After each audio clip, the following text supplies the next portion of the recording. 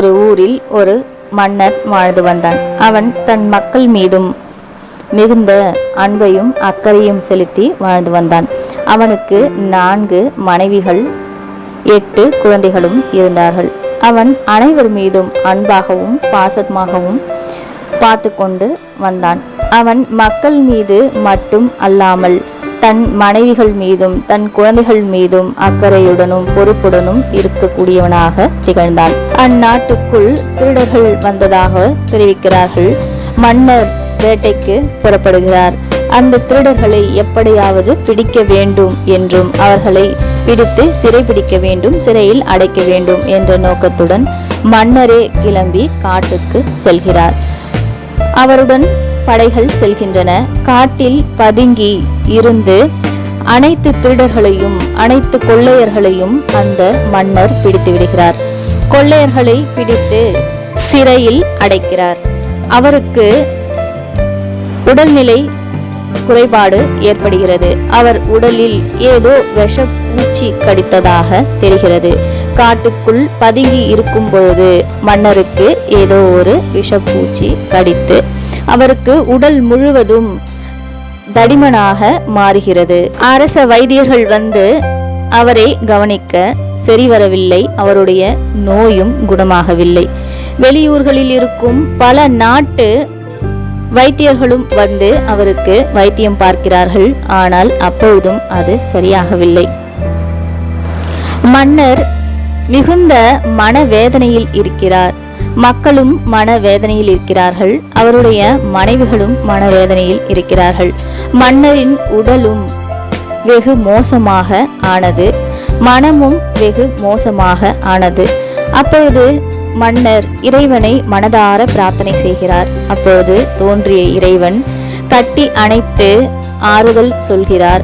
நான் எல்லோருக்கும் நன்மைதான் செய்தேன், எனக்கு ஏன் இந்த பிரச்சனை என்று இறைவனிடம் முறையிடுகிறார். அதை கேட்ட மன்னர் கவலை கொள்ளாதே என்று இறைவன் சொல்ல, இது உன்னுடைய கர்மா என்றும் நீ செய்த கர்மாவின் பலன்கள் என்றும் அவர் தெரிவிக்கிறார்.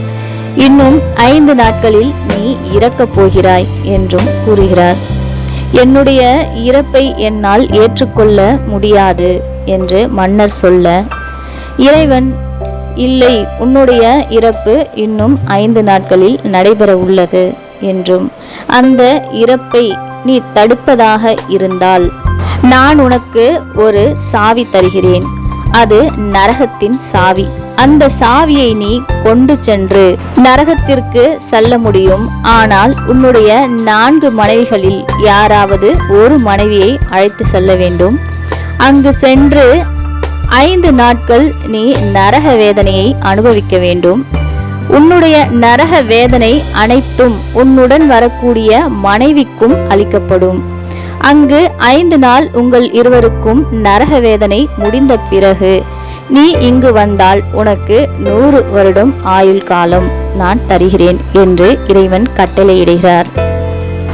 எனக்கு எதனால் இப்படி ஒரு நோய் என்றும் என்னால் தாங்க முடியாத வலியும் வேதனையும் எதனால் என்று மன்னன் திரும்பவும் இறைவனிடம் முறையிட, இறைவன் இது உன்னுடைய கர்மா, இந்த வலியும் வேதனையும் நீ பட வேண்டிய ஒரு விஷயம், உன்னுடைய கர்மாவின் வினைகள்தான் இவை அனைத்தும் என்று கூறுகிறார்.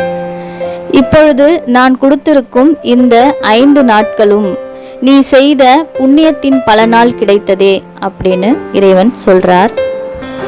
நீ காட்டுக்கு வேட்டையாட செல்லும் பொழுது தண்ணீர் கொண்டு சென்றிருந்தாய். அங்கு தண்ணீரை மறந்து வைத்துவிட்டு சென்று விட்டாய். அது ஒரு பிரசவ பெண்ணுக்கு தேவைப்பட்டது. முள்வெட்ட சென்ற ஒரு பிரசவ பெண்ணுக்கு அந்த தண்ணீர் தாகம் தணித்தது. அந்த தண்ணீர் அருந்தியதால் அவள் உயிர் பெற்றாள். அதனால் உனக்கு புண்ணியம் சேர்ந்தது. இது நீ தெரியாமல் செய்த புண்ணியம். நீ தெரிந்து செய்யும் புண்ணியமும் தெரியாமல் செய்யும் புண்ணியமும் மட்டுமே உன்னுடன் வரும் என்று இறைவன் கூறுகிறார்.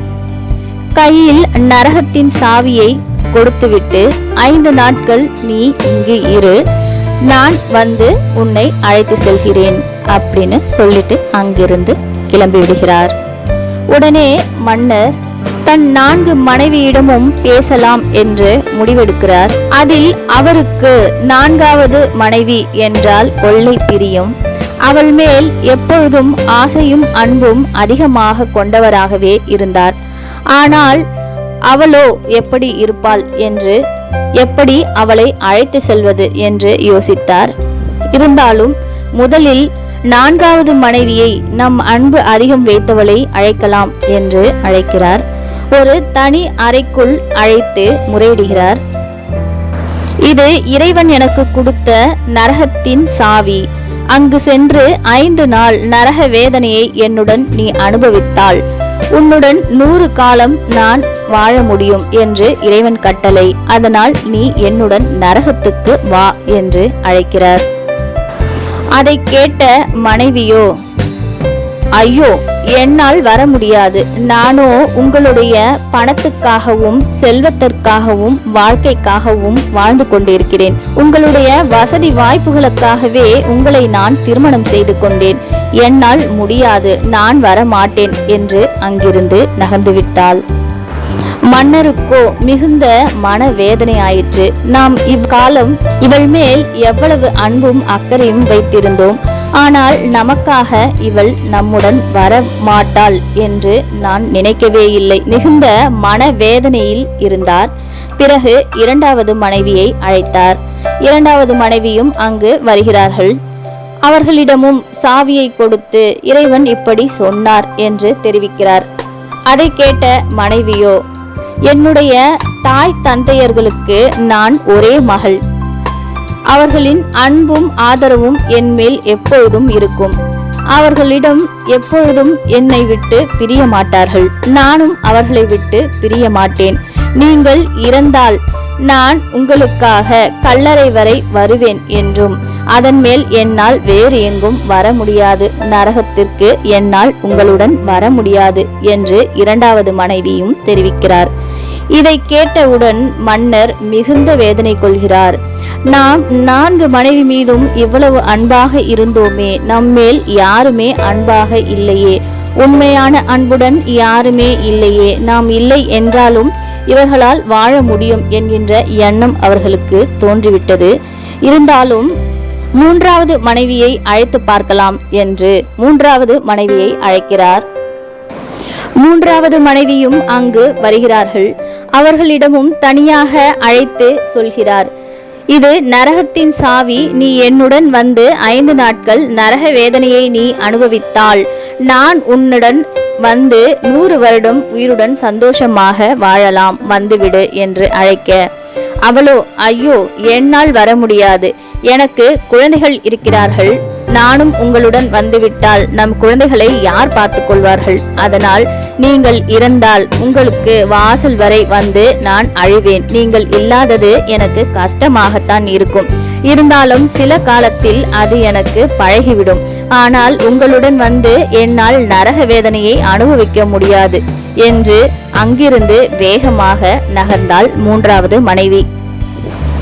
அடுத்து முதல் மனைவியை கூப்பிடுகிறார். முதல் மனைவி அங்கு வருகிறாள். சரி, அவளிடமும் சொல்லி பார்க்கலாம், அவள் என்னதான் சொல்கிறாள் என்று தெரிந்து கொள்ளலாம் என்று நிற்கிறார். அவளையும் அழைத்து நடந்ததை சொல்கிறார். இது நரகத்தின் சாவி. இங்கிருந்து நாம் இருவரும் நரகத்திற்கு சென்று 5 நாட்கள் நரக வேதனையை அனுபவித்தால் இறைவன் எனக்கு 100 வருடம் வாழ்க்கை தருவார் என்று தெரிவிக்கிறார். இதை கேட்ட முதல் மனைவியோ கண்ணீர் மல்க, அப்படியா, வாருங்கள், உடனே செல்லலாம் என்று சொல்கிறாள். அதை கேட்ட மன்னருக்கோ உடல் முழுதும் வேர்த்து கொட்டியது. நம் அன்பு அதிகமாக செலுத்திய 4வது மனைவியோ உயிர்தான் முக்கியம், அதுவும் அவளுடைய உயிர் முக்கியம், தன்னுடைய சுகம்தான் முக்கியம் என்று யோசித்தாள். நாம் நேசிக்காத முதல் மனைவியோ தனக்காக உயிரையும் தர துணிகிறாள் என்று வெட்கப்படுகிறார். பிறகு அவளுடைய நெத்தியில் ஒரு முத்தமிடுகிறார். அந்த முத்தத்தில் அவருடைய மொத்த அர்த்தத்தையும் உணர்ந்து கொள்கிறாள் முதல் மனைவி. இருவரும் கண்ணீர் மல்க அங்கு நிற்கிறார்கள். பிறகு மன்னர் அங்கிருந்து விடைபெறுகிறார். தன்னுடைய அறைக்கு செல்கிறார். அங்கு இறைவனை அழைக்கிறார். இறைவா, தாங்கள் கூப்பிடும் பொழுது நான் வரமாட்டேன் என்று கூறினேன். ஆனால் நான் இல்லை என்றாலும் என்னுடைய ஆட்கள் அனைவரும் இருப்பதற்கு தயாராக இருக்கிறார்கள் என்று வருத்தம் கொள்கிறார். இதுதான் கர்மா என்பதும் நான் புரிந்து கொண்டேன். வாழ்க்கை என்பதும் இவ்வளவுதான் என்பதையும் நான் புரிந்து கொண்டேன்.